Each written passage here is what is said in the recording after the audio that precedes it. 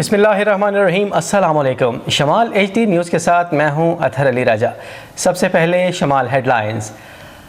عوام کو اپنی رائے کے اظہار کا موقع ملنا چاہیے، chief justice supreme court Umar Ata Bandial. Imran Khan نے آرٹیکل 245 کے نفاذ کو سپریم کورٹ میں چیلنج کر دیا۔ آڈیو لیکس، جوڈیشل کمیشن کی تشکیل کے نوٹیفیکیشن کو کالعدم قرار دیا جائے، صدر سپریم کورٹ بار عابد زبیری۔ عمران ریاض خان کے بعد ایک اور سینئر صحافی سمیع ابراہیم کو بھی گرفتار کر لیا گیا۔ 25 مئی افواج پاکستان کے ساتھ اظہار یکجہتی کے لیے ریلیاں۔ یہ تھی ہیڈ لائنز، خبروں کی تفصیل ایک بریک کے بعد۔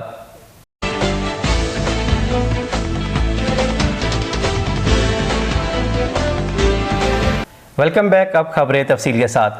عوام کو اپنی رائے کا اظہار کا موقع ملنا چاہیے، چیف جسٹس عمر عطا بندیال۔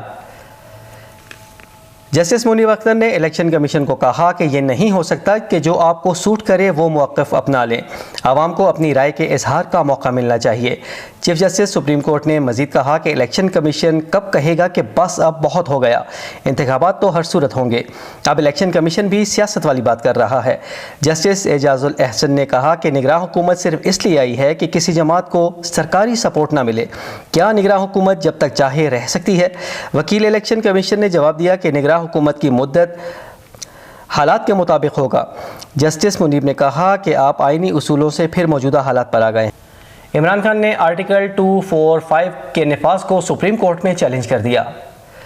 عمران خان نے 245 آرٹیکل کے نفاذ کو سپریم کورٹ میں چیلنج کیا۔ کارکنوں کی پکڑ دھکڑ بھی سپریم کورٹ میں چیلنج کر دی گئی۔ کارکنان کے خلاف آرمی ایکٹ کے تحت کورٹ مارشل کا اقدام بھی چیلنج کر دیا۔ درخواست میں عمران خان نے شہباز شریف، مریم نواز اور نواز شریف کو فریق بنایا۔ مولانا فضل الرحمان، بلاول اور آصف علی زرداری کو بھی فریق بنایا گیا ہے۔